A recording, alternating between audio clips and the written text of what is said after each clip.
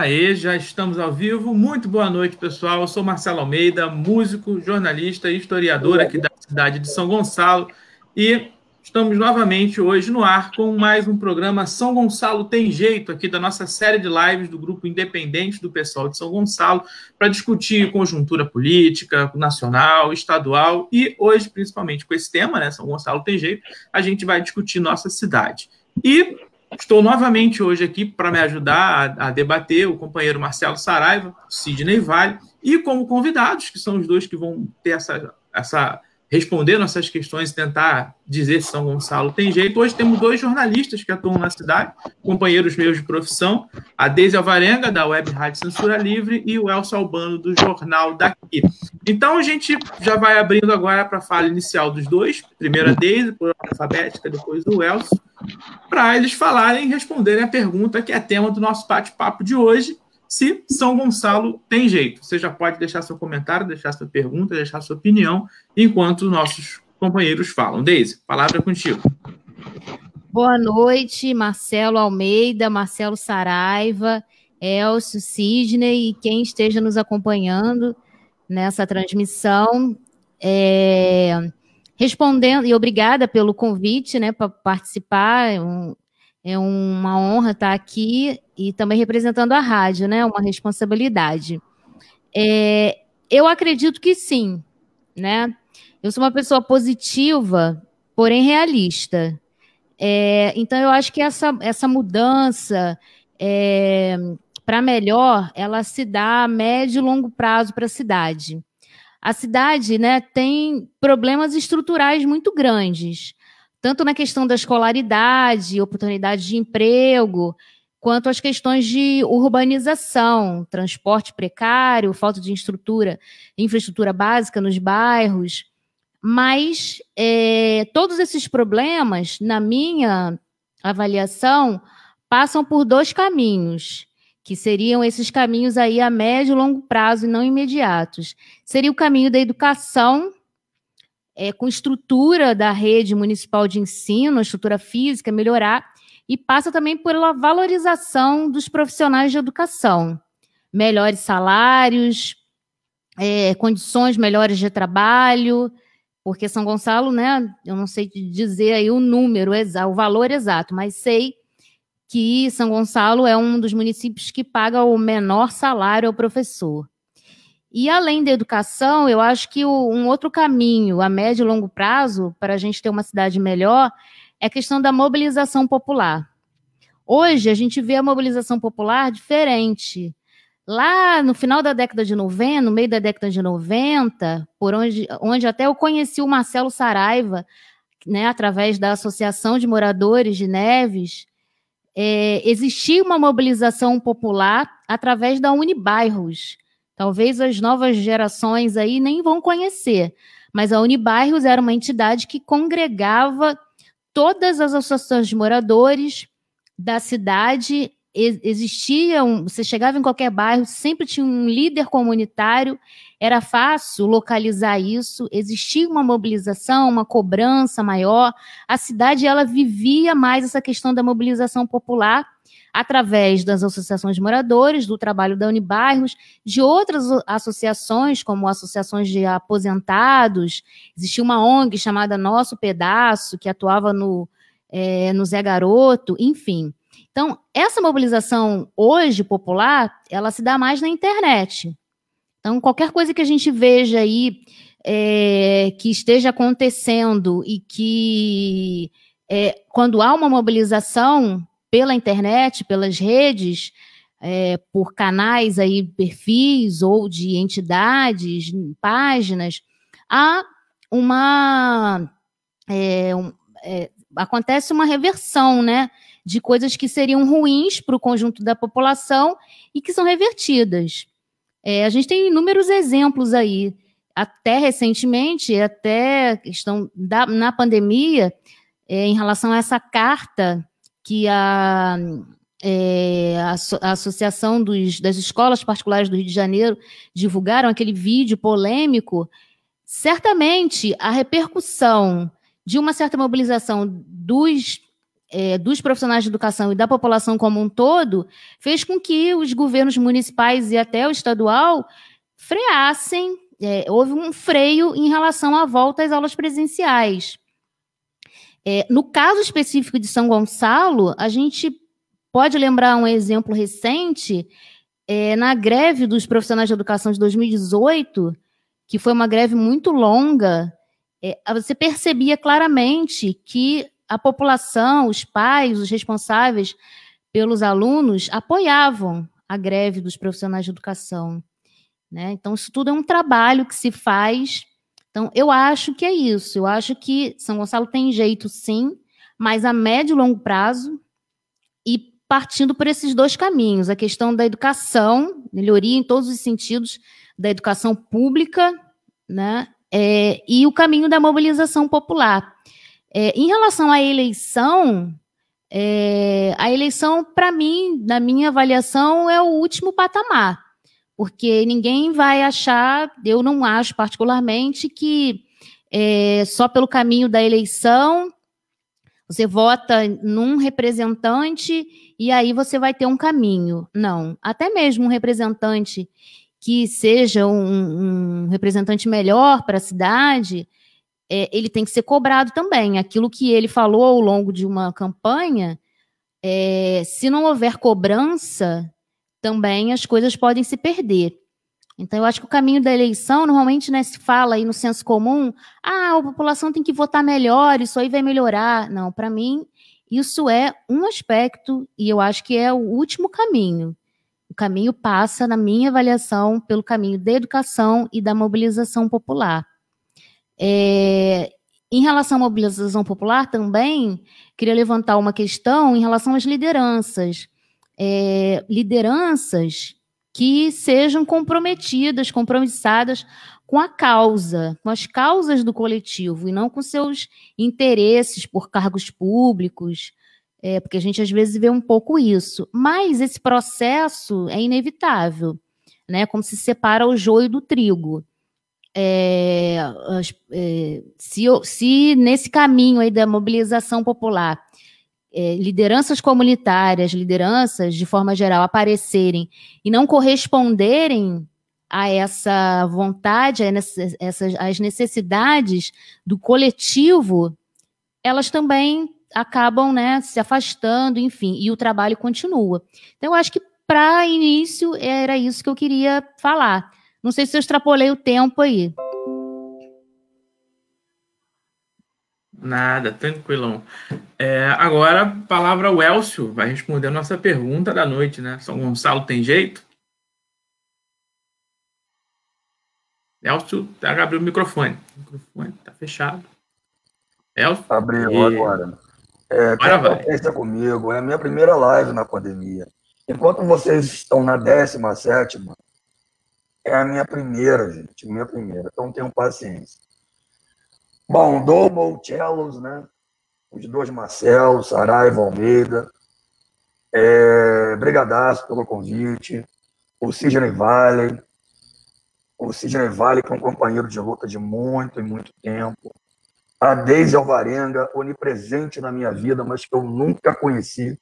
É uma coisa engraçada, porque eu sempre a ouvi, sempre a li, mas eu não a conhecia pessoalmente. Agora, através da tela, eu estou tendo essa oportunidade.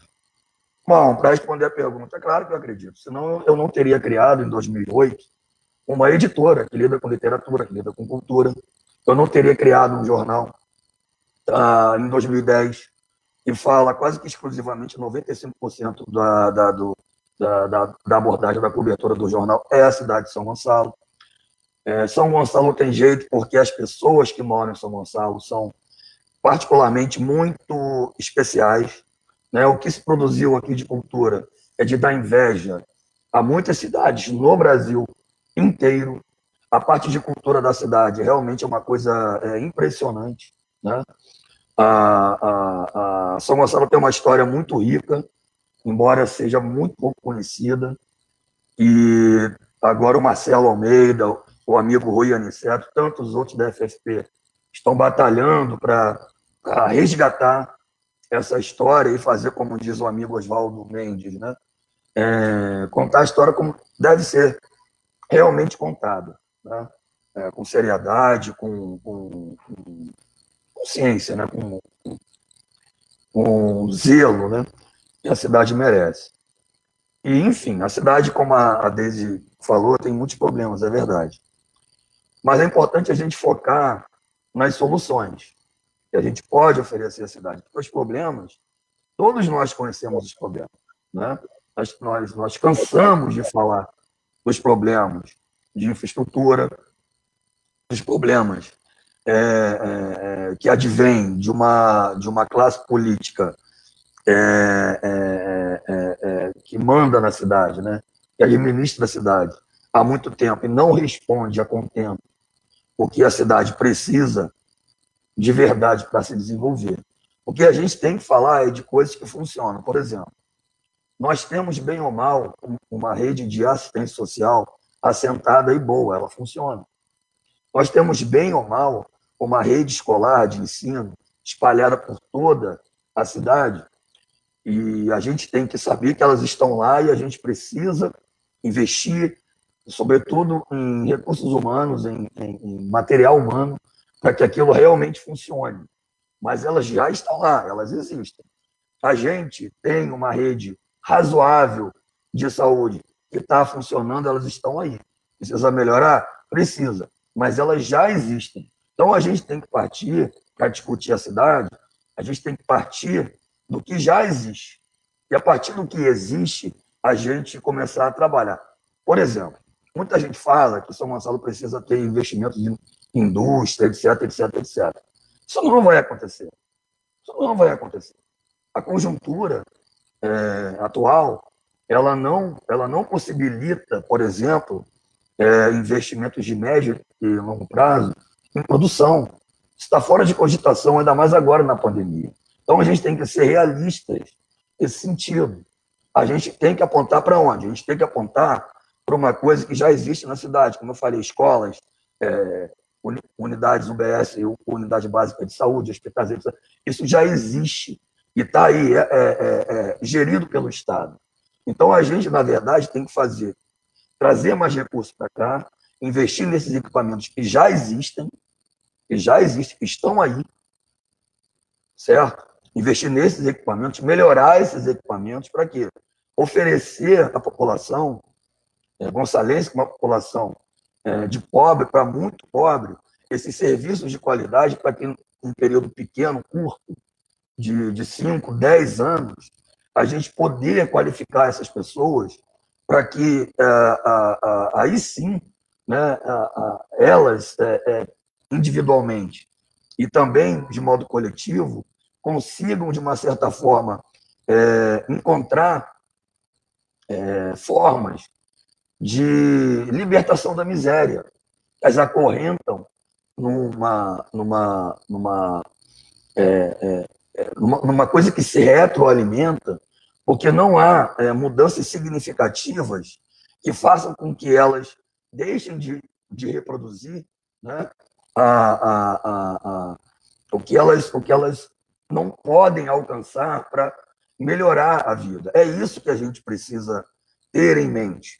E nós aqui, com esse debate, eu tenho certeza que a gente pode oferecer algumas alternativas para isso. Se você me perguntar como, eu não sei ainda. Mas eu tenho algumas pistas, né, que talvez eu possa aqui compartilhar com vocês e com as pessoas todas que estão assistindo aqui a gente agora. Muito bem. Os companheiros têm alguma pergunta? O Marcelo, o Sidney? Tem, então vai. Eu tenho uma aqui, mas depois eu falo. Não, a Deise e o Elcio são jornalistas independentes, né? Tanto a Deise hoje, que já passou jornais da cidade, hoje está na web rádio, como o Elcio, né, no jornal daqui, são jornalistas militantes independentes, fazem jornalismo na cidade, né? E para como é fazer independente e acho que faz parte da a comunicação, né? Nós já vimos, para completar a pergunta, que no nós temos jornal comum, tabloide, papel, prefeitura. Na época que eu era liderança comunitária, nós essa situação procurando jornalistas como você, né? E vários outros jornalistas da época que, mesmo com a limitação de serem funcionários do jornal, procuravam pautar causas populares, né? E aí a pergunta é a seguinte, né? Por conta de uma realidade que hoje só tem um grande jornal semanal, ou seja, a imprensa alternativa tem espaço de competir com isso, né? Como essa é a realidade hoje, né? Como é que vocês vivem o dia a dia do jornalismo na cidade?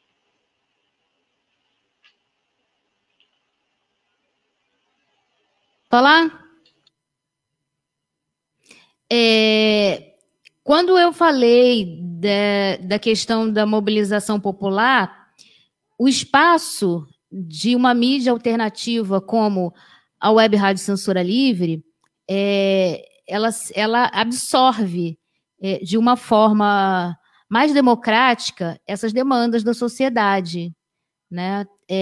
Quando eu falei também que o caminho da mobilização hoje é um caminho via internet, ela está paralelo aos meios de comunicação. Eu tenho 25 anos de jornalismo, 25 anos formada, e venho mais da mídia impressa, né, do jornalão, como a gente chama. Resisti muito à ideia de que ele fosse acabar. Eu achava que não, porque historicamente nenhum veículo de comunicação substituiu o outro, enfim. Mas a realidade é que, de 2 anos para cá, pela minha vivência, quando eu estava em jornal ainda, em 2018, eu percebia que isso era claro, que realmente vem acabando. Até mesmo na questão da pandemia, isso é claro. Os jornais reduziram muito a circulação do jornal impresso, por conta, né, das pessoas não saírem de casa, como é que iam as bancas. Então, era mais a questão dos assinantes, mas e os jornais que não têm assinatura? Então, o caminho é a internet. A Web Rádio Censura Livre existe há 1 ano e meio. De certa forma, a internet também não é... A web rádio não é uma rádio comunitária, é diferente, né? A rádio comunitária, como o próprio nome diz, trata mais as questões locais. Nós não, né? Nós temos audiência aqui do mundo inteiro, participação, né? Existe brasileiro, pessoas aqui da nossa região, em qualquer parte.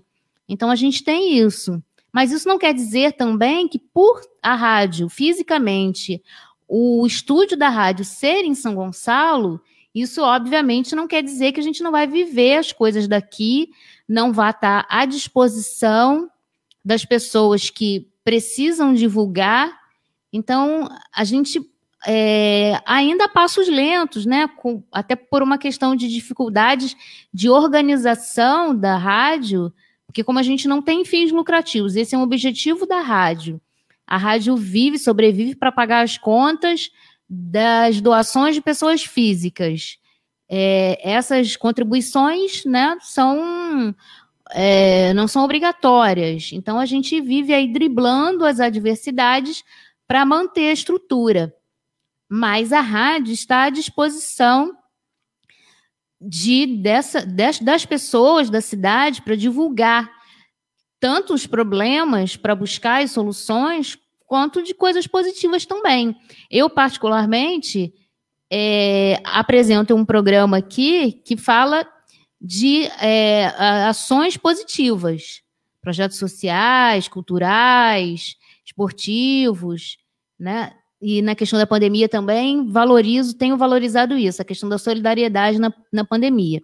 Mas a gente fala também, isso não quer dizer que o programa que eu apresento e o conjunto da programação da rádio não esteja preocupada, não esteja voltada para as questões locais.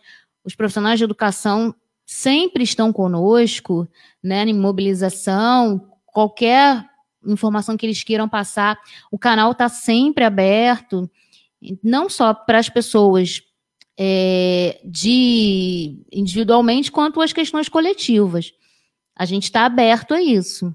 E a gente tem feito isso na medida em que as pessoas, e que a gente também, por conta da experiência maior de comunicação, de ser jornalista, eu e o Antônio Figueiredo, a gente também absorve, né?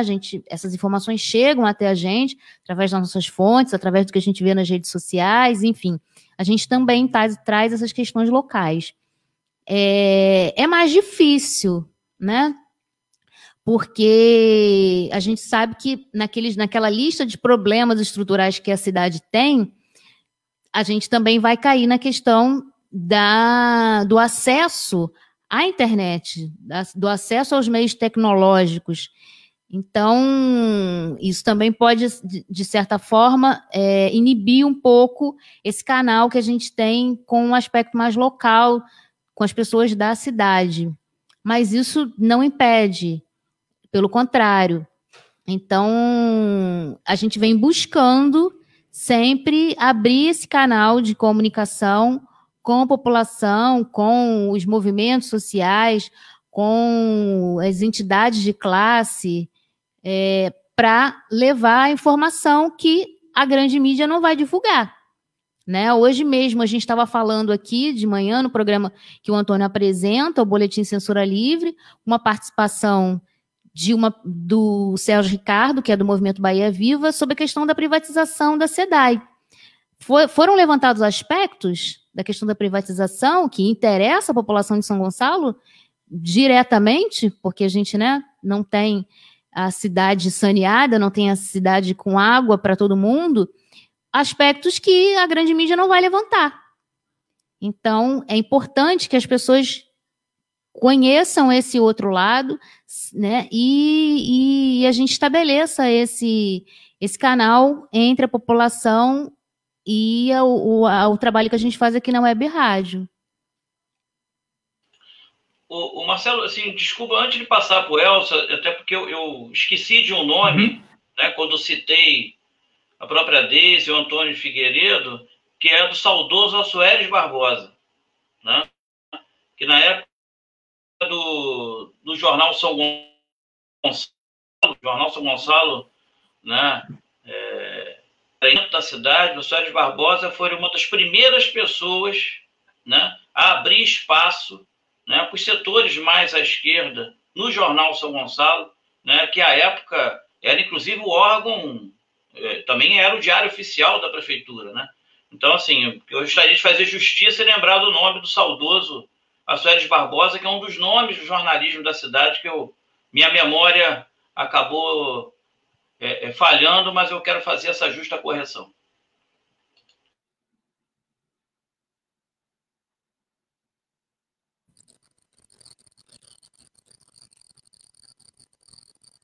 Contigo, Elcio. Opa, rapaz, assim, que loucura, assim, você desenvolveu o raciocínio pela tela, ouvindo fone, assim, até eu me acostumar vai demorar um pouquinho, tá? Tenha paciência comigo. Eu não sou tão acostumado a isso como vocês são, não. Bom, em relação à pergunta do Marcelo, bom, eu vejo o jornalismo como oferta e demanda, né? Se você tem uma demanda, o jornalismo tem que correr atrás para produzir aquela demanda, para ofertar isso ao leitor, que demanda de informações, e de tais informações que você tem que ter aí a sensibilidade de estar em cima do fato, aquilo que, enfim, é uma coisa que não para nunca, e daquilo que pode ser importante para a sociedade naquele momento histórico, naquela quadra histórica. Então, eu sempre pensei jornalismo em conteúdo. Agora, a empresa jornalística é uma coisa cara. Ela sempre foi uma coisa cara. Para você botar ela para funcionar, é complexo, é sofisticado, demanda de uma série de conhecimentos, de uma série de pessoas trabalhando junto, para que aquilo ali seja colocado na rua, seja colocado no ar, seja colocado no papel. A internet, ela veio para bagunçar tudo. Por quê? Ela veio, na verdade, para quebrar a espinha dorsal, da empresa jornalística tal qual ela era até o advento da internet, até ali o início do século XXI. Né? Então, nós jornalistas, nós que aprendemos, nós que fomos formados no jornalismo analógico, a gente está, de uma certa forma, fazendo essa transição com mais dificuldade, obviamente, do que um moleque que já nasceu dentro, né, da internet. O meu filho tem 14 anos de idade, aprendeu a ler com 4, já fala inglês fluentemente, tudo através da internet. Ele começou a jogar com 4, 5 anos, ele mesmo foi desenvolvendo lá as habilidades dele, né, cognitivas, e meio que nasceu já sabendo dessas técnicas de comunicação digital. Mas uma coisa, gente, que nunca vai acabar é o conteúdo. Né? Se você tiver um bom conteúdo, você tem audiência, você faz parte, obrigatoriamente, do debate público. Certo? Se você cobre política na cidade e cobre com qualidade, forma um conteúdo relevante para a sociedade se informar de modo fidedigno sobre aquilo que está acontecendo na cidade, é isso que vai ser consumido. Se você produzir um conteúdo em relação à cultura, do que está acontecendo na cidade de um modo geral, em todas as áreas da cultura, se você oferta isso, as pessoas vão consumir. E assim, sucessivamente. Mas como eu disse no início, é uma coisa cara. É uma coisa que, para funcionar a contento, é necessário investimento, é necessário dinheiro. Por isso que em muitas cidades, né, na grande parte das cidades, os jornais locais e as prefeituras e os governos locais exercem naturalmente um sobre o outro uma atração, né, para o jornal se manter. O jornal se manter, ele necessariamente, né, vai, em algum momento, precisar de uma maior proximidade com esses governos que, por uma questão de barganha, de troca, vai fazer com que essas empresas jornalísticas fiquem de pé. Mas só que hoje as coisas mudaram. As coisas mudaram. Por exemplo, a Prefeitura de São Gonçalo não precisa mais do São Gonçalo para divulgar o seu material. Eles têm o site deles, eles têm o núcleo de comunicação deles, que mandam para as redações as suas pautas, e elas são automaticamente, né, publicadas, até porque as empresas jornalísticas diminuíram o quadro de jornalistas, né, de repórteres, enfim, e são obrigadas, para ter algum tipo de audiência ou uma AdSense do Google, né, publicar essas matérias meio que automaticamente. Então, a coisa está dessa forma. O Jornal Fluminense praticamente não tem mais jornalista trabalhando lá. Não tem. São Gonçalo, quase que a mesma coisa. A Tribuna, a mesma coisa. O que eu vejo hoje de investimento em jornalismo é um investimento 100% digital. Eu vejo no Plantão em Foco, que é de Niterói, se não me engano, a Lei Seca Maricá, do lado de cá, enfim, essas novas mídias que já nasceram exclusivamente no meio digital. Então, enfim, se hoje é mais fácil você mandar o seu recado pela internet, está mais difícil de você mandar um recado de qualidade pela internet. Porque se nós, as pessoas falam, porque agora todo mundo é uma mídia, né? Todo mundo é o seu próprio mensageiro. É verdade. Mas só que a indústria jornalística, ela carece muito mais do que de uma mera iniciativa voluntarista. Ela precisa ter sentido, né?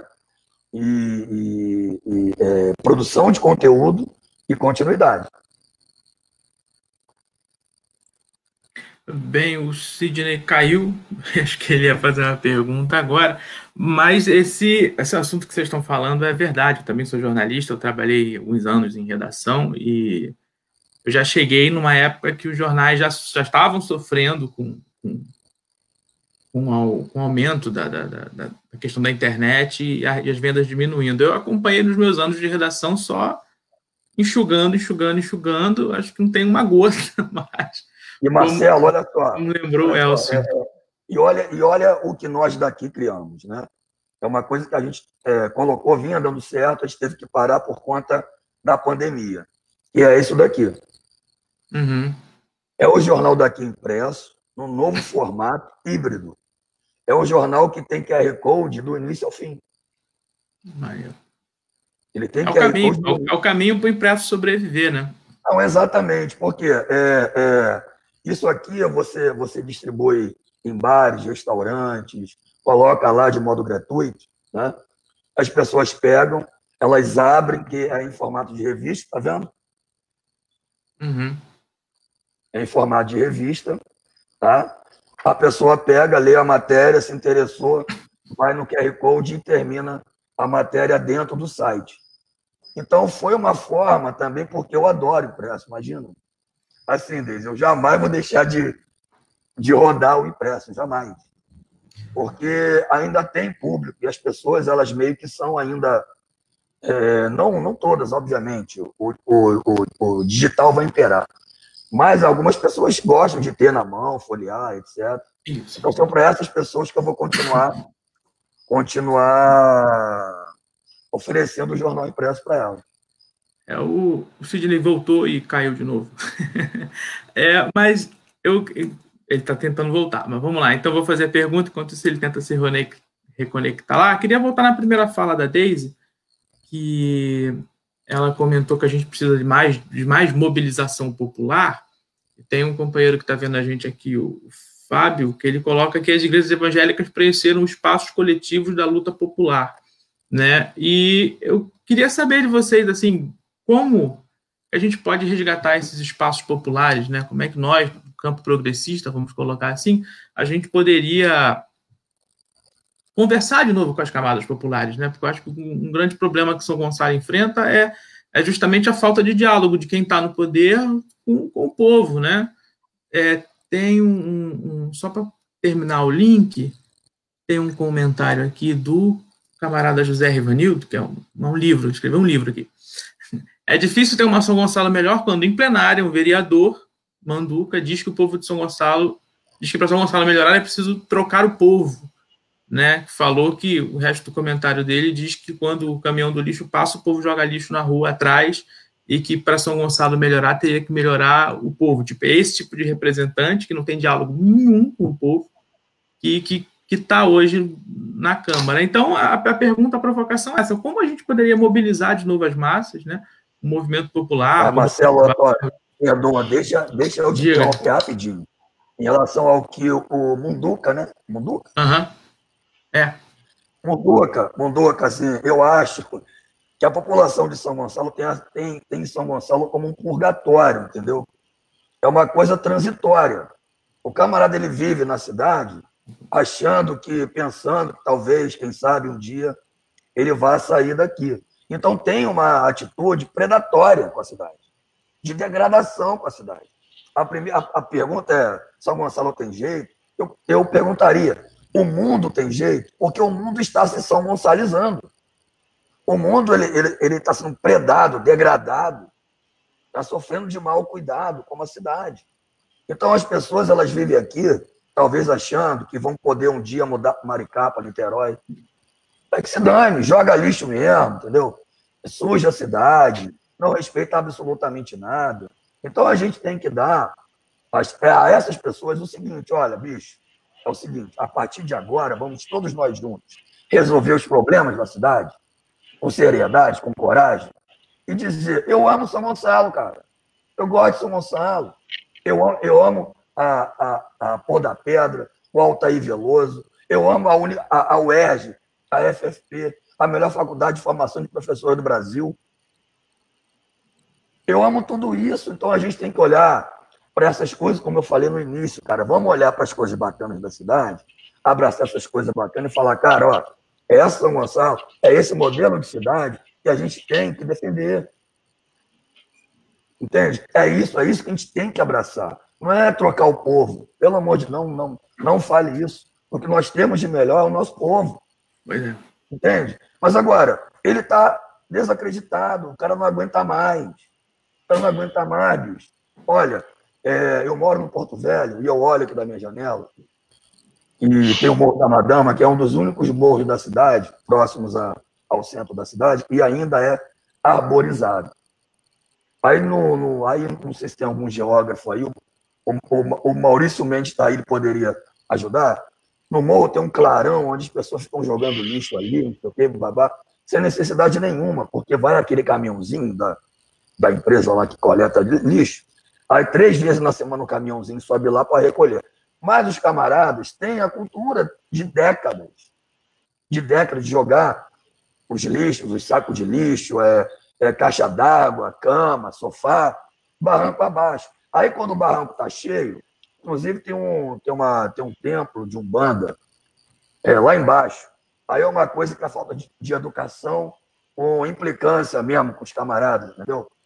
Aí, quando a barranceira está cheia de lixo, aí ninguém vai lá e taca fogo no negócio. Aí eu já falei 1 milhão de vezes para a prefeitura, cara, pelo amor de Deus, vai lá, dá um toque, fala com eles, vê o que está acontecendo.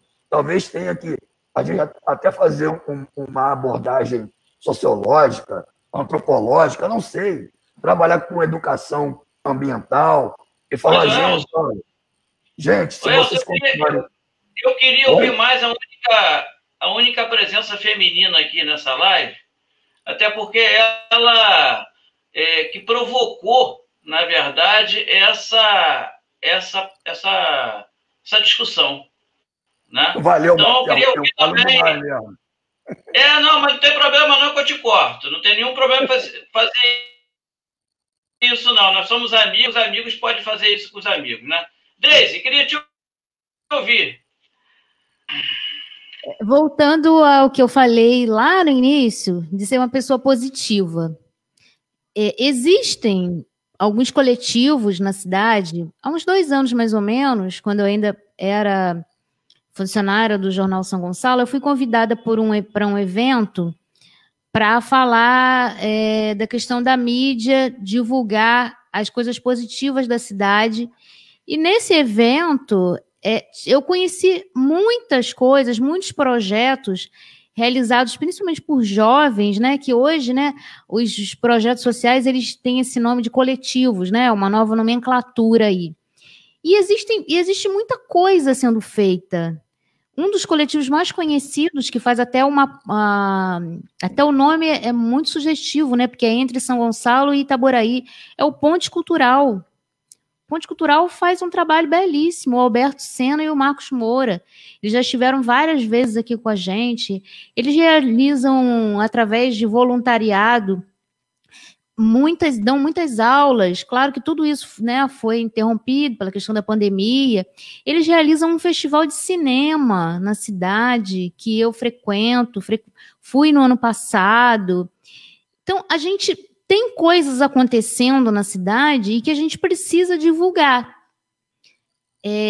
Aqui na Web Rádio e nos veículos que ainda existem. Mesmo o São Gonçalo, por exemplo, que já não é mais impresso, ainda divulga lá pela sua página, né, pelo seu site. Essas coisas são divulgadas. Então, assim, eu acho que a gente precisa resgatar isso, né? Essa questão da mobilização popular, eu acho que passa por esses coletivos, da gente conhecer mais os meios de comunicação, ou os tradicionais, que ainda sobrevivem na região, né, os jornais como o Fluminense, por exemplo. A Tribuna faz um trabalho mais Niterói, né, mas o Fluminense que ainda dá alguma notícia de São Gonçalo, e o próprio Jornal São Gonçalo, que só está na internet, e outros canais como o Jornal do Elcio, a Web Rádio Censura Livre. Eu acho que a gente tem que divulgar essas coisas, essas informações têm que chegar às pessoas. A partir do momento que essas informações chegarem às pessoas, quem tiver interesse, vai se integrar nessas mobilizações que existem e que levantam aspectos positivos, coisas que estão sendo feitas para chamar atenção para os problemas e para as soluções. Os artistas, movimentos culturais estão muito mobilizados, eu vejo muito pelas redes, que há uma mobilização, há projetos funcionando, então a gente precisa também divulgar. Uma coisa que o Marcelo mencionou de uma pessoa, da questão religiosa, isso é uma coisa muito complicada, né? Porque esse é um perfil da cidade. A gente não vai mudar essa opção das pessoas. Há muito tempo, pelo último censo, São Gonçalo foi a única cidade, uma das poucas cidades no Brasil, com mais de 1 milhão de habitantes, e que não são capitais, em que os evangélicos são em maior número do que os católicos. Tradicionalmente, né, o Brasil é um país ainda católico, né? A maioria das pessoas que professam uma religião professam o catolicismo, uma igreja católica tradicional. Então, a gente não vai mudar isso, né? E aí eu volto ao que eu falei no início. É um caminho a médio e longo prazo e passa pela educação. Para você trabalhar com adultos, levar uma informação, abrir a mente dele para outras coisas, é mais complicado. É possível, mas é mais complicado.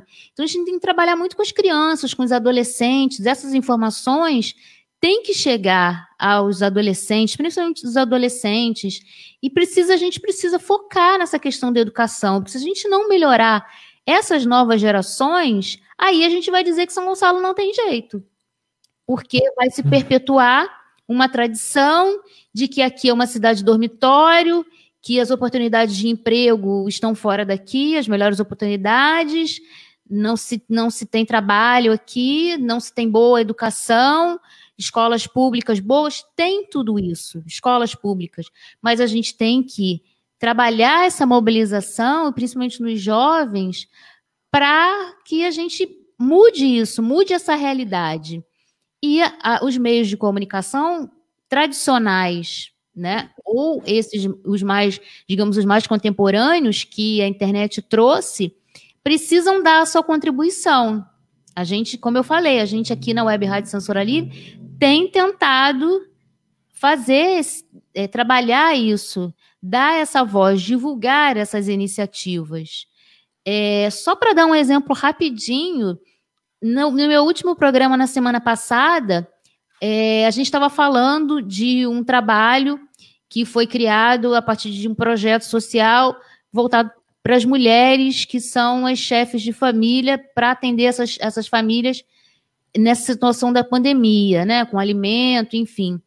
A gente teve uma ouvinte, uma internauta de São Paulo, e aí ela falou assim, olha, eu quero conversar mais com você. A gente estava com uma convidada chamada Joyce Gravano, que tem um projeto que é o Comitê Popular de Crise. E aí fez essa ponte. Ela falou assim, olha, eu quero conhecer mais, eu criei uma biblioteca aqui na minha cidade, então eu quero interagir com vocês, o que vocês podem me ajudar. Então, olha o canal, né?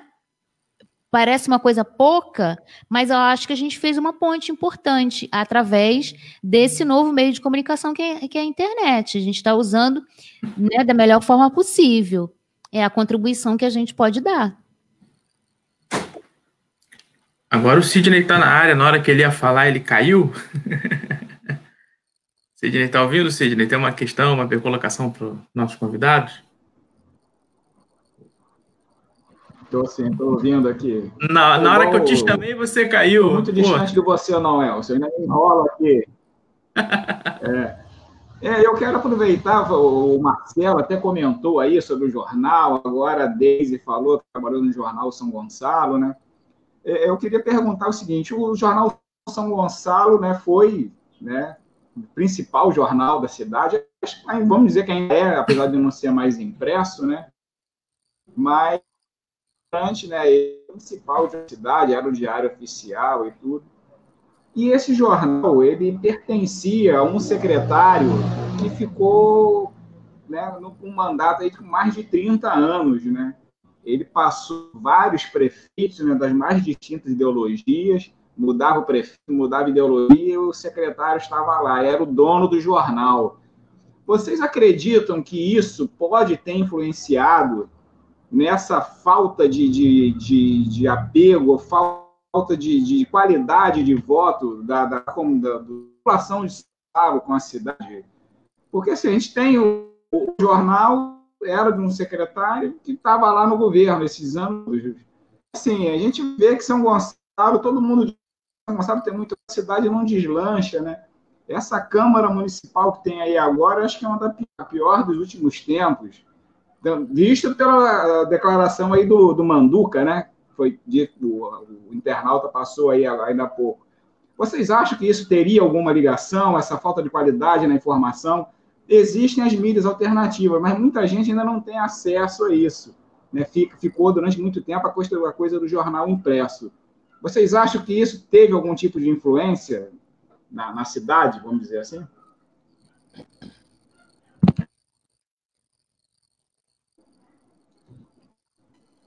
Oi. Eu acho que a gente tem que fazer uma diferenciação que nós, jornalistas, trabalhando em chamada mídia alternativa, novas mídias tecnológicas, ou numa mídia tradicional, num meio de comunicação mais tradicional, ou a chamada grande mídia, nós somos profissionais independente da empresa para a qual a gente trabalha. Eu sempre fiz essa distinção. Quando, né, como repórter, eu como editor ou chefe de reportagem, quando alguém se reportava a mim e falava assim, o seu jornal, não, só uma correção, o jornal não é meu, eu não sou a dona do jornal. Né? A empresa de comunicação, o veículo de comunicação é uma empresa como qualquer outra, com seus interesses econômicos, políticos, enfim. Nós tentamos fazer aquilo que a gente eticamente acredita, né? Muito particularmente, quando eu era, digamos, né, tinha que obedecer uma diretriz da empresa para a qual eu trabalhava, eu oferecia resistência. E se eu tivesse que fazer alguma matéria em que teria que assinar, eu falava, olha, eu não vou assinar isso, porque está ferindo a minha ética, né? Então, a gente tem que fazer essa distinção do que é um meio de comunicação e da atuação do jornalista. Né? A gente vai dizer o quê? Que todos os jornalistas que trabalham nos grandes veículos são todos coadunam com a ideia da empresa. Não, né? Em algum momento, né? Só que aí tem uma questão de sobrevivência e tem uma questão de ética, até onde as pessoas vão ou não, isso é de cada um. Eu já fui convidada até, por conta da minha experiência profissional, por 2 prefeitos de São Gonçalo para ser secretária de comunicação. Eu não aceitei em nenhuma das 2 oportunidades. Não me arrependo. Poderia ter ganho dinheiro, mais dinheiro, né? Mas não, nas duas propostas não me interessaram. Mas também é bom deixar claro, né, que nos momentos em que eu também não estou julgando ninguém, porque nos momentos em que eu fui convidada, eu tinha trabalho, eu tinha emprego, eu ia ganhar mais. Aí foi uma questão de escolha, eu não quis ganhar mais por uma questão ética, não me interessava aqueles trabalhos. Mas, né, se fosse em outro momento, e se fosse uma outra pessoa que estivesse desempregada e que tem contas para pagar, porque nós somos trabalhadores, os jornalistas, a gente tem que admitir isso, nós somos trabalhadores como quaisquer outros, dentro de uma estrutura do sistema que a gente vive. Então, eu acho que a gente tem que fazer essa distinção, né, do que é o papel do jornalista e o que é a empresa, o que é uma empresa jornalística. O trabalho de uma mídia alternativa, aqui, por exemplo, né, na Web Rádio Censura Livre, a gente tem autonomia, porque nós direcionamos e nós temos também escolhas. A gente pode ter até anúncio publicitário, nada impede, não existe uma legislação que impeça anúncio, é diferente da rádio comunitária, que tem restrições, não pode ter. Mas a gente vai pensar duas vezes que tipo de anúncio a gente vai colocar aqui. Que tipo de recurso financeiro a gente vai colocar aqui para ter autonomia de falar o que a gente fala. A gente realmente aqui detém, né, digamos, o controle do que a gente fala com o máximo de democracia para nós e para quem a gente dá voz. A gente não há nenhum cerceamento de alguma entrevista e falar assim, olha, você não pode falar sobre isso e tal. Não existe. Né? Mas se alguém nos procurar e quiser fazer um anúncio, a gente também vai querer saber que produto ou serviço, enfim, quer ser divulgado aqui. Beleza. Agora o Elcio, contigo. Bom, então, eu vou pegar o gancho, né, daquela questão que a gente tinha falado mais cedo, sobre os evangélicos, para fazer um jabá. Eu tenho aqui pela editora Apologia Brasil o livro do grande amigo Maurício Mendes Oliveira, A República Abençoada de São Gonçalo. Bom, em 2013, o Maurício foi o primeiro intelectual, que eu tenho sorte de ser meu amigo, que falou, Elcio, nós vivemos um perigo real no Brasil. Ele não falou São Gonçalo, não.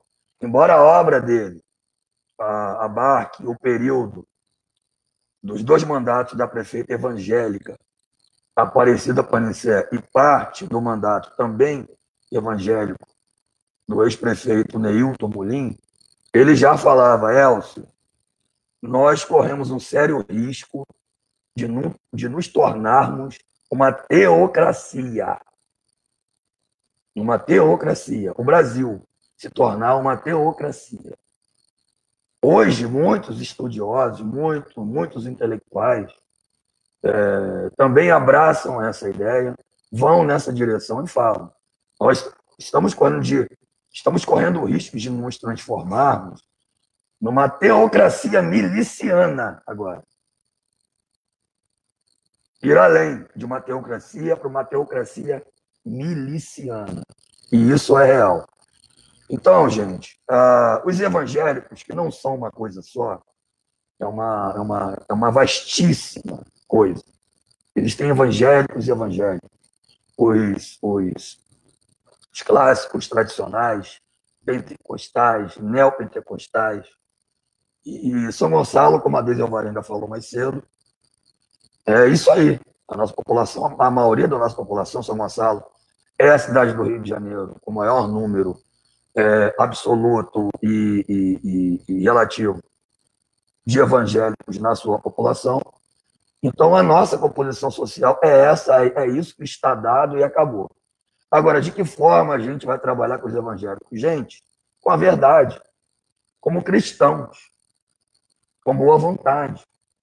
Além da questão mística, metafísica, que envolve a questão dos evangélicos, enfim, dos religiosos, há também uma questão ética de solidariedade. E eles trocam, que eles comungam entre si. Então, numa visão mais como é que se diz, enfim, mais realista, eles usam de relações utilitaristas entre si, de solidariedade, uns com os outros, para manter o rebanho. O que a esquerda, o que os partidos de esquerda, os progressistas perderam foi esse elo, foi o velho trabalho de base nessas comunidades. Eu sei porque eu fui professor de pré-vestibular comunitário, numa época em que isso era muito forte, havia pré-vestibulares comunitários e praticamente todas as comunidades, todas as favelas, não só de São Gonçalo, mas em todo o Rio de Janeiro. O Rio de Emancipa mesmo, ele é uma espécie de resultado dessas experiências, né? Desses pré-vestibulares distantes que existiam em várias comunidades do Rio de Janeiro. Eu mesmo trabalhei no Salgueiro, trabalhei lá dentro, tive contato direto com aquele pessoal, etc., que morava ali naquela comunidade. E isso foi papo de 2004, 2003, 2004, não lembro bem. Foi o início ali dos governos do PT, quando ainda o trabalho do partido com Lula ainda não era uma realidade, estava começando. Mas havia uma presença muito forte, né, do comunitarismo, né, ligado aos partidos, historicamente aos partidos de esquerda. Por exemplo, a comunidade da Vila Esperança, no Porto Velho, ela é uma criação de coletivos que militavam e militam ainda dentro do PCdoB. A ocupação e a criação da Vila Esperança, ela começou com um núcleo, né, de habitação, de moradia do PCdoB. Eu acompanhei de perto e, assim, a fazer com que a Associação de Moradores da Vila Esperança tivesse contato com o NEFU da UF para fazer um projeto, né, de habitação, de moradia ali naquela área. Isso aconteceu, né, a professora Regina, esqueci o sobrenome dela, que lidera, né, o núcleo de arquitetura lá da UF, que é o NEFU, ela criou, junto com vários estudantes, com a comunidade, através de dezenas e dezenas de encontros, de debates, de audiências abertas, democráticas, para debater que tipo de moradia que a população ali queria, de que forma seria construída, creche, se teria área de lazer, de que forma seria, se as habitações teriam 1 ou 2 pavimentos, ou seja, tudo isso foi debatido, foi discutido, foi construído de modo coletivo, certo? Aí levamos, na época, o projeto para a prefeita Aparecida Panicef, ficou em 3,5 milhões, era uma bagatela, imagina. Você ia sentar, um projeto lindo, maravilhoso, mais de 400 famílias, por 3,5 milhões de reais. Aí não pode. Só isso, aí jamais esse projeto foi à frente. A mesma coisa aconteceu com Sete Cruzes. Pegamos a experiência da Vila Esperança e fizemos a ponte com as lideranças, com a Associação de Moradores de Sete Cruzes. O mesmo contato foi feito com a UF, porque na UERJ não havia departamentos de arquitetura, engenharia, etc., que eram necessários de fazer. Então, nós fizemos a ponte com a UF, porque aqui na UERJ, em São Gonçalo, não tinha isso. Tudo isso a gente fez dentro de um projeto chamado Apologia.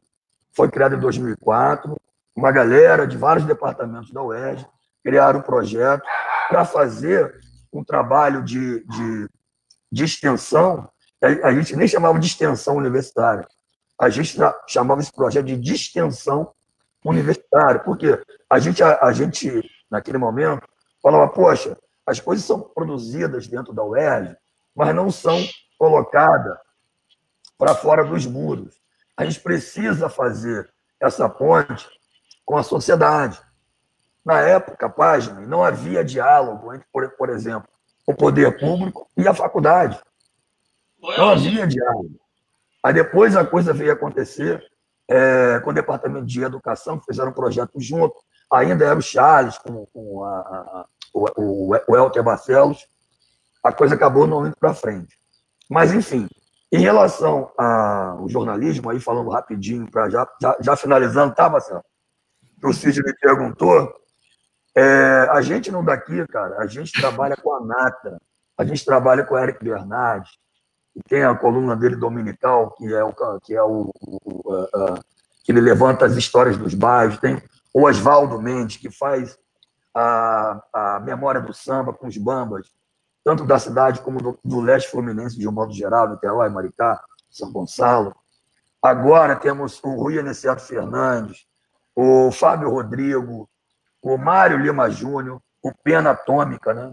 É um camarada que, enfim, ele escreve, parece que joga uma bomba atômica na sua cara na tela.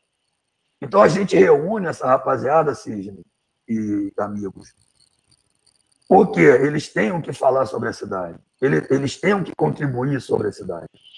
Porque além da questão factual que o jornal tem que ter, o jornal também tem que ter os seus articulistas, aquelas pessoas que na cidade articulam as ideias, apresentam as ideias para fazer essa troca com o leitor, para fazer essa troca com a sociedade. Esse é o retorno que o jornal tem, além do factual. Porque o factual está aí. Agora, a partir do factual, o que a gente constrói?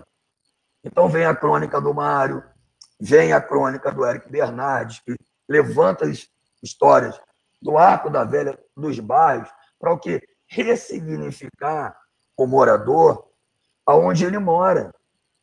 Desse trabalho surgiram outros projetos em escolas que pegam esses textos e trabalham com os alunos na sala de aula. Alunos do Gradim vão ler coisas sobre o Gradim, alunos da Marambaia vão ler coisas sobre a Marambaia. Nós lançamos no ano passado o primeiro volume do Cambada, 40 crônicas. Vamos lançar agora mais 40 crônicas, agora em agosto. Graças à pandemia, a gente vai demorar um pouco, mas também vamos lançar o segundo volume. Ou seja, as coisas existem. Então, nós somos responsáveis, nós temos que ter a responsabilidade de pegar isso que existe e juntar e mostrar para as pessoas de modo organizado. É para isso que serve o jornalismo. É para isso que serve a imprensa. Você coletar dados, organizar e oferecer aos leitores. Porque a internet é uma desculpa a expressão, é uma zona, é uma bagunça. Então, cabe ao jornalista reunir as informações, organizar e publicar, e oferecer ao público. Eu acho que é isso que a gente tenta fazer no Jornal daqui. E vimos logrando sucesso.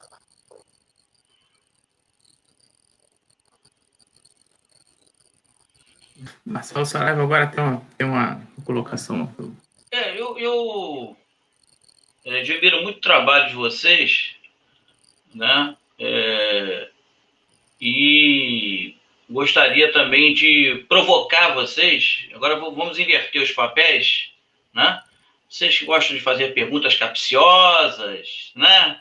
Pegar as respostas nas entrelinhas, agora chegou a nossa vez.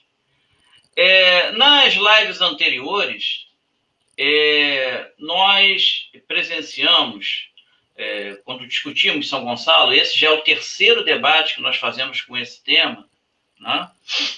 Muita reclamação, e procede as reclamações, sobre a Câmara Municipal, que nós somos subrepresentados, que o campo popular, progressista, de esquerda, ao que o valha,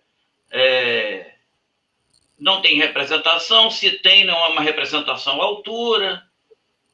Bom, a pergunta que eu quero fazer a vocês é o seguinte: eu acho que com toda essa modernidade, né, que está aí, inclusive colocando, por conta dessa pandemia, a possibilidade, aí já quero falar de eleição municipal, né, a possibilidade da campanha municipal ser mais virtual do que real, e sendo mais virtual do que real, ela coloca como carro-chefe o debate de ideias, vocês não acreditam, vocês não concordam, melhor dizendo, que esse momento de campanha virtual, né, da possibilidade da campanha ser muito mais virtual do que real, né, isso não favorece a gente melhorar um pouco a qualidade da Câmara Municipal? Essa é a primeira pergunta. E a segunda, em cima dessa, como fazer isso? Porque, como eu estava falando antes, as pessoas gostam muito de reclamar, né? Agora, na hora de se organizar,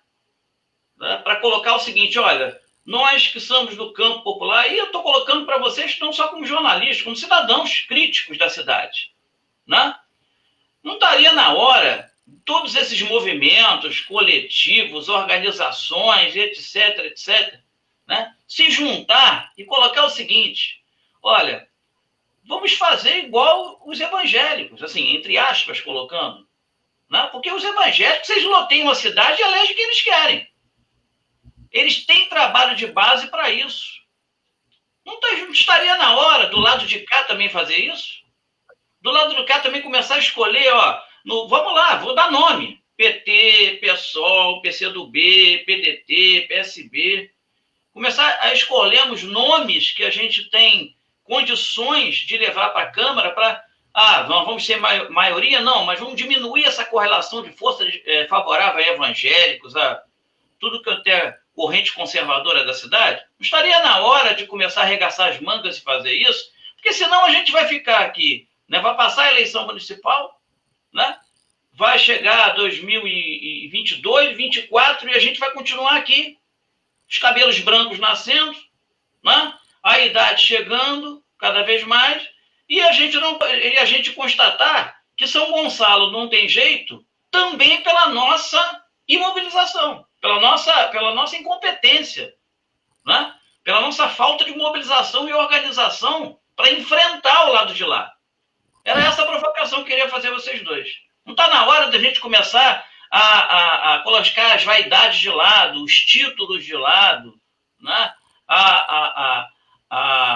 Enfim, colocar algumas coisas para debaixo do tapete e começar a fazer um debate real, se a gente quer realmente mudar a cidade?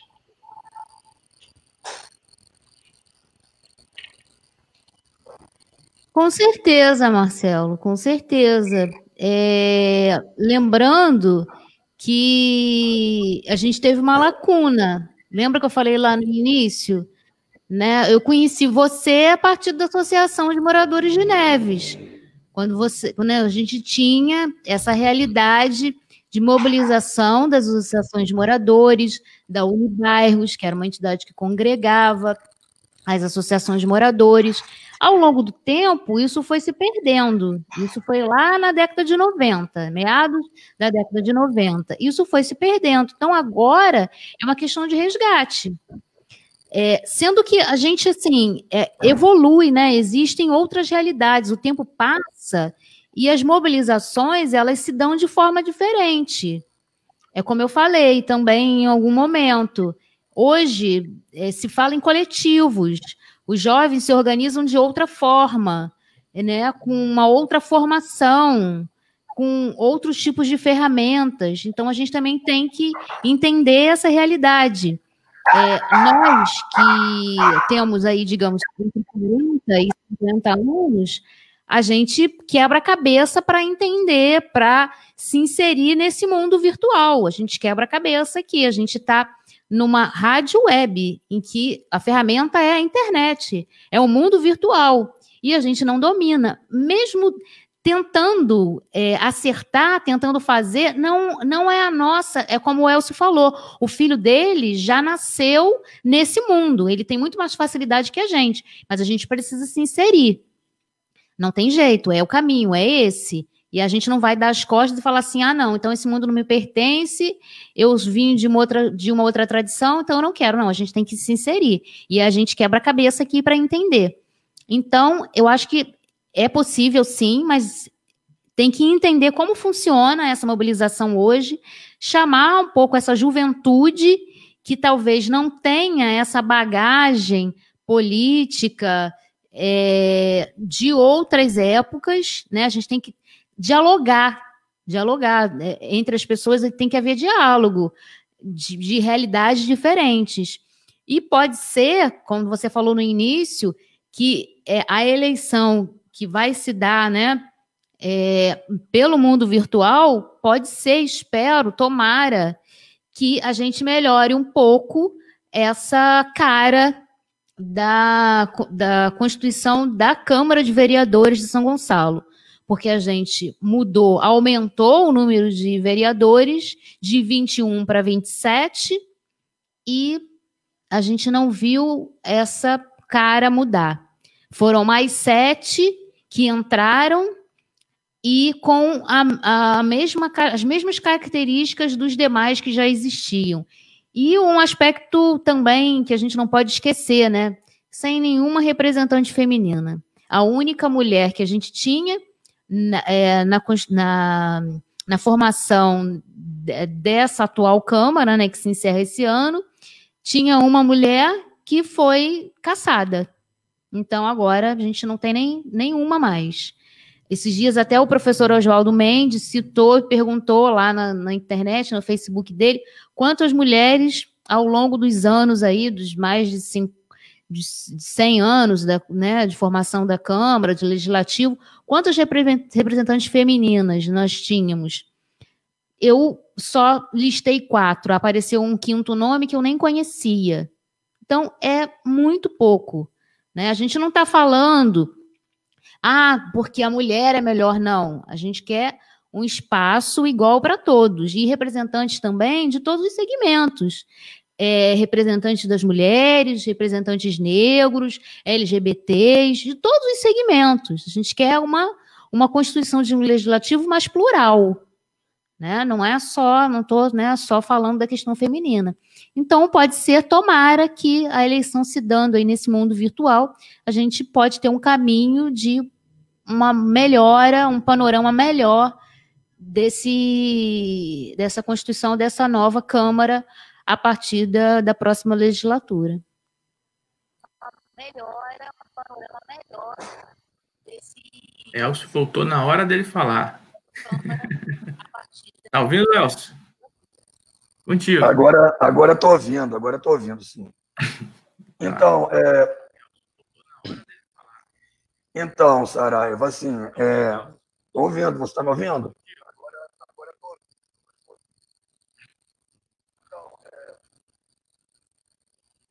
Está me ouvindo agora, bem? Tá beleza? Então, olha... Eu trabalhei dentro da coisa, né? Vocês sabem, não sei se vocês sabem, eu acho que o Marcelo Saraiva sabe. Eu fui assessor do Marlos durante algum tempo, durante alguns anos. Fui assessor de gabinete, né? Fui assessor de comunicação dele de gabinete dentro da Câmara. Então, eu sei mais ou menos como funciona a Câmara, como funciona a política de um modo geral, a política estendida, né? A política real, a realpolitik na cidade de São Gonçalo. Então, assim, é complexo, porque tem mais ou menos a ver com o que eu falei lá atrás, em relação ao gonçalense médio, achar que São Gonçalo é um purgatório, é uma coisa transitória, que ele vai passar e sem olhar para trás, ele vai deixar a cidade sem olhar para trás. Então, ele desapega um pouco essas questões fundamentais de médio e longo prazo, que é o viver na cidade, quer estar na cidade, em todas as suas dimensões. Não é só estar no local geográfico, num território, até porque muitas dessas tensões também, elas não são maiores, porque durante muitos anos as pessoas trabalhavam fora da cidade e apenas dormiam. Aquela velha questão da cidade dormitório. Ou seja, na verdade, aí apanhando um conceito marxista, né? Na verdade, elas viviam aonde trabalhavam. Ou seja, as suas relações sociais mais profundas se davam no ambiente do trabalho, e não necessariamente na cidade onde ela apenas dormia. Isso vem mudando muito ao longo de pelo menos essas últimas 2 décadas, da última década para cá. E tem se refletido também no número de pessoas que sobe em escolaridade, né? Terminam o ensino médio, terminam o ensino superior e decidem, então, a permanecer na cidade. Nisso, a FFP tem uma grande influência, né? Praticamente essa nova geração de amantes da cidade, que olham para a cidade, que renovam esperanças na cidade e que acreditam que a cidade tem jeito, são pessoas que são formadas na FFP. Se você olhar rapidamente em volta, quais são hoje as lideranças políticas, principalmente jovens, que estão chegando? São formadas na FFP. Ou elas tiveram alguma passagem por lá, ou participaram de algum movimento social, ou de algum movimento cultural criado dentro da FFP, ou que tomou vida tendo algum tipo de contato com a FFP. A gente não pode achar que São Gonçalo é uma Niterói da vida. Niterói é uma cidade universitária. Niterói é uma cidade universitária. Toda a burocracia de Niterói, ela sai da UF. Entende? A prefeitura é quase uma extensão da UF e vice-versa. Então, não tem como a gente comparar essas cidades. Por um outro lado, Saraiva, toda cidade tem uma Câmara meio São Gonçalo, cara. Você viu o Rio de Janeiro? Rio de Janeiro, semana passada, aprovou aquele monstrengo, né, que libera os puxadinhos. Entende? Então, esse cenário, ele existe em todas as cidades. Só que em São Gonçalo, pela composição sociopolítica, socioeconômica, sociocultural da sua população, pode ter algumas aberrações como essa que a Deise mencionou, de não ter uma mulher na Câmara, pode ter, na sua maioria, que na sua totalidade, parlamentares inorgânicos partidariamente, mas muito orgânicos nos seus bairros, nas suas comunidades, porque a população pobre elas têm necessidade de emenda, e isso, de uma certa forma, é o que é urgente para essas pessoas, e acaba que você forma uma representação desse tipo de necessidade. Por quê? O que é um voto de esquerda? O que é um voto progressista? É um voto necessariamente ideológico. É um voto necessariamente de quem já está com a barriga cheia. Então, esse é o grande desafio. A gente criar, a gente se aproximar. Eu estava conversando com um amigo nosso em comum, no domingo, né, sobre os tais 30% que não votaram no Bolsonaro. Porque, assim, não se enganem, meus amigos, São Gonçalo não cedeu 1 milímetro no bolsonarismo. E talvez até avance um pouco mais por conta do auxílio emergencial. Mas o que eu conversava com ele? Eu falei, bicho, aonde estão, para onde vão esses 30%? Esses 30% que votaram no PT, votaram no Haddad em 2018. Aonde estão esses caras? Então, é o nosso desafio, né? Criar meios para que a gente se comunique com esses 30%. O jornal daqui, as pessoas que acompanham, é um jornal declaradamente progressista, um jornal declaradamente democrático. É um jornal que tem essa orientação. É um jornal que jamais vai trair a verdade factual. Jamais vai trair a verdade factual. Mas agora, a linha editorial do jornal daqui é uma linha progressista. É uma linha que anda junto com esses 30%. O Eduardo Moreira, né, ele criou a campanha Somos Todos 70%. Aqui é o contrário. Se a gente for 70% de São Gonçalo, a gente vai ser bolsonarista. a gente tem que criar uma campanha sobre a hashtag, né? Somos todos 30%.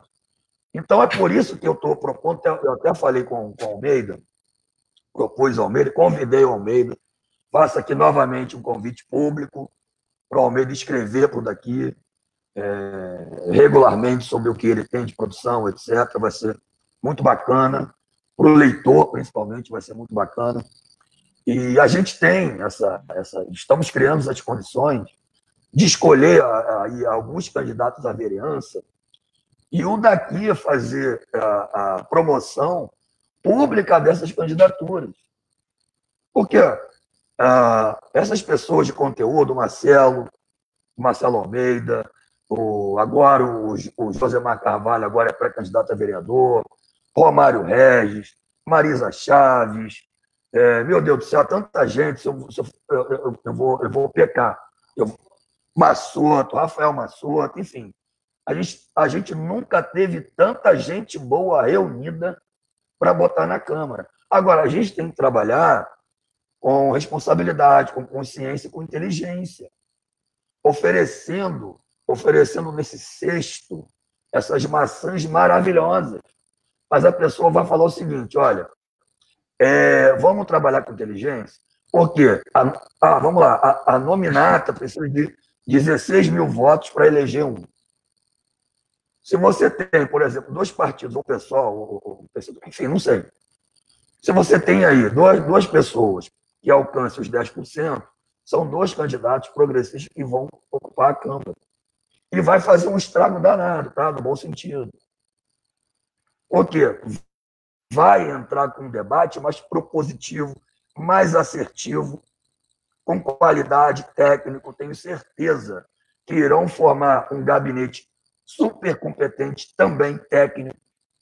A sua assessoria jurídica vai ser boa, a sua assessoria de comunicação vai ser boa.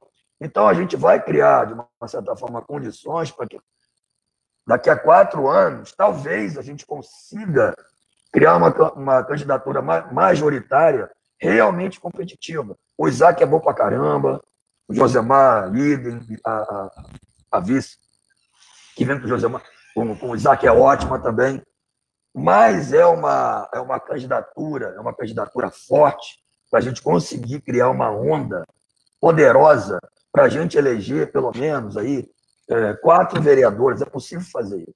Eu falo isso publicamente. Não tem problema de falar isso. Porque eu moro na cidade, a minha residência é na cidade, meu filho mora na cidade, eu acredito na cidade. O tema do debate é São Gonçalo tem jeito? Tem jeito. Tem jeito, você tem que gostar, tem que amar a cidade e tem que ter tesão pela cidade. E ter tesão pela cidade é não ter medo de briga, não ter medo de luta. É assim que nós vamos superar todos os nossos problemas, que são, vocês sabem, gigantescos. Pois é, gente, já estamos aqui com quase 1h30 falando ao vivo aqui, esse assunto dá pano para manga, mas vamos caminhando para o final, então. Gostaria de agradecer a todo mundo que está aqui com a gente esse tempo inteiro, agradecer ao Sérgio Renato, que é o nosso companheiro de jornalista, que está aqui também, o Mauricião, que já foi citado aqui na live, que eu chamo ele de Mauricião, tá, gente? É Maurício Mendes Oliveira. O resto do pessoal que está aqui, deixa eu ver o nome da galera, o Dylan, o José Rivanildo, que está aqui novamente, o Vitor, a Carol, mais alguém que eu estou esquecendo, e mais um monte de gente que eu vou esquecer. O nome é a Mônica, que está aqui, Mônica Magalhães, lá da Banca da Alcântara, está assistindo a gente. E eu queria também botar um pouco de lenha na fogueira, né? Porque o livro do Maurício, né, e o comentário sobre os evangélicos, mas os evangélicos no sentido deles serem conservadores, e eu estudo na cidade de São Gonçalo, meu mestrado é sobre teologia da libertação na cidade, né, dos anos 80 e 90, 70, começa nos anos 70, e foi um grupo bem progressista, religioso na cidade, que parou um pouco também por conta do neopentecostalismo católico da renovação carismática, né? Então, quando a gente olha os números, tem lá 60% de católicos, mas tem uma galera ali que também não é tão neopentecostal quanto os pentecostais. é uma conta um pouco difícil de precisar também. Então, o panorama pode ser pior do que o Maurício apresenta, né? É isso que eu estou querendo colocar.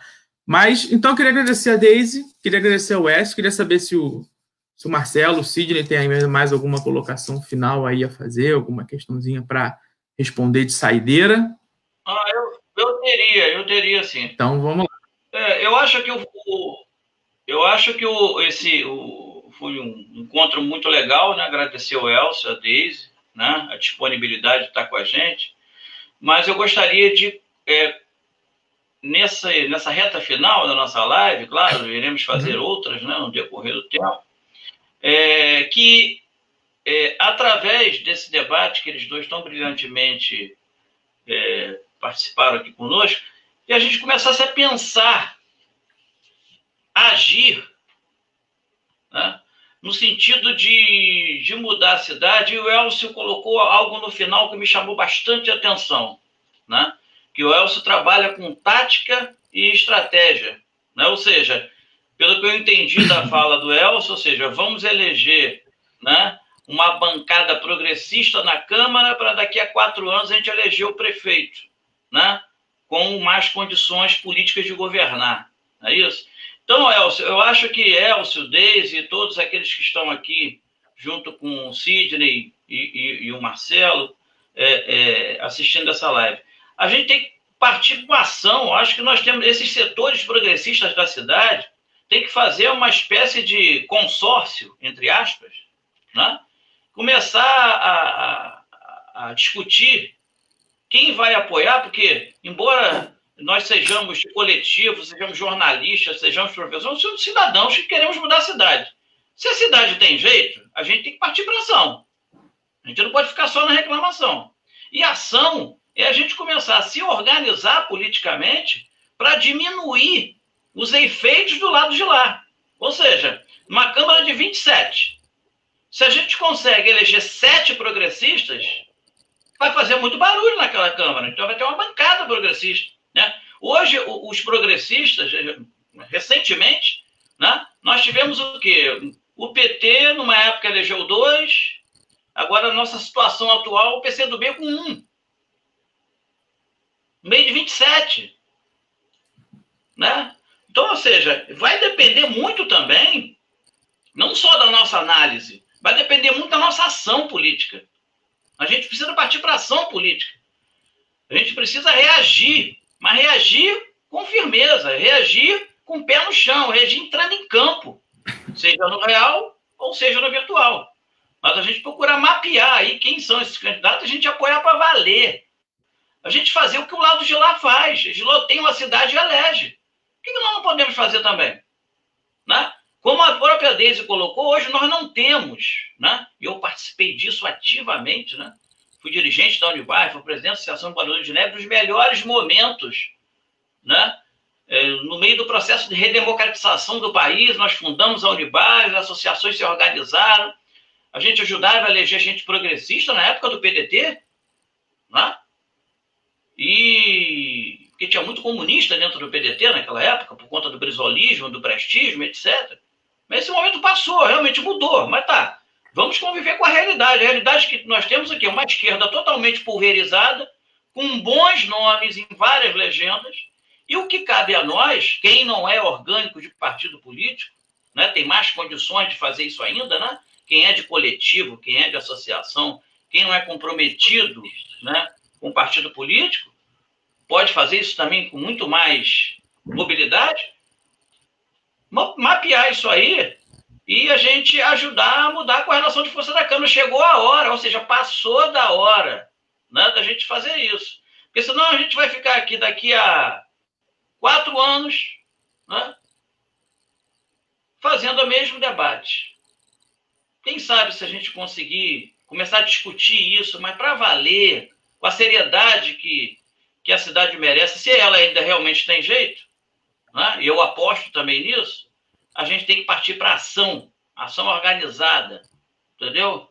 Encostar o lado de lá na parede, entendeu? Dizer que a gente está vivo, apesar de todas as dificuldades. Era esse, foi mais até um desabafo, né, do que um agradecimento aos debatedores e quem estava presente. Mas eu acho que está na hora da gente começar a fazer isso. Mas para valer, entendeu? Para valer. Uma boa noite a todos. Obrigado aí por estarem aqui. Antes da despedida, temos semana que vem o São Gonçalo Tem Jeito, versão 4, né? Vamos receber mais 2 debatedores aqui semana que vem, o Bruno Oliveira, da Unirio, e a Viviane Merlin, que é uma pedagoga da Rede Municipal de Merlin. É porque eu lembrei da Herói Merlin, aí eu confundi. Merlin. E vamos falar do São Gonçalo Tem Jeito, parte 4, dia 12. Dia 12 me lembra aí, dia 12 é a quarta-feira que vem. Quarta-feira que vem, às 19 horas, aqui nessa mesma página. E quem perdeu as outras lives, né, a gente já fez o São Gonçalo Tem Jeito 1, 2, tem vários outros assuntos sobre conjuntura política, sobre saúde, sobre direito, tá tudo aqui na página, é só procurar direitinho e maratonar aí, como dizem, né? Aproveitar que tá de quarentena e vamos maratonar a live. Então, gente, obrigado, David. Oi? Então, um minutinho para despedir do nosso convidado, mas é um minutinho mesmo, hein? Primeiras damas.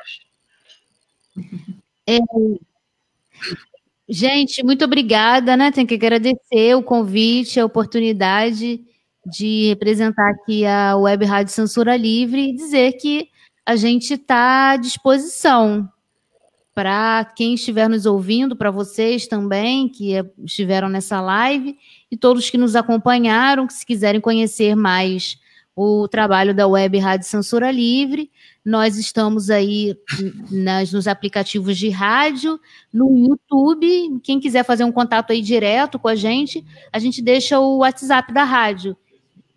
Temos o Facebook, né? A gente deixa o WhatsApp, vou colar aqui da minha parede, 998336490. O canal também, se as pessoas quiserem acompanhar a gente. Repetindo, 998336490. Muito obrigada e boa noite a todos e todas. Elcio, agora na despedida. Então, eu vou me despedir fazendo jabá. Vamos lá. Olha só, tanto esse do Maurício Mendes, A República Abençoada de São Gonçalo, tá?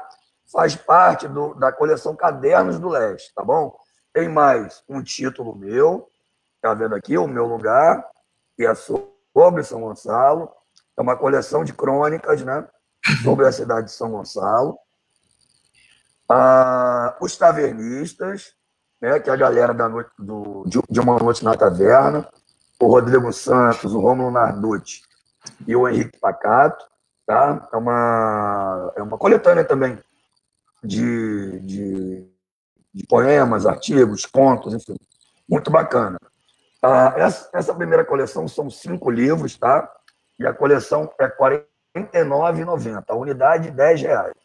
Tenho aqui o Michódia, outras histórias do nosso amigo Fábio Rodrigo, que estava até há pouco na live, né? E o Cambada, né? Do Eric Bernardi, né? Que são crônicas sobre os bairros de São Gonçalo. Vocês querendo, é só entrar em contato através do WhatsApp do Jornal daqui. Então, gente, eu agradeço demais.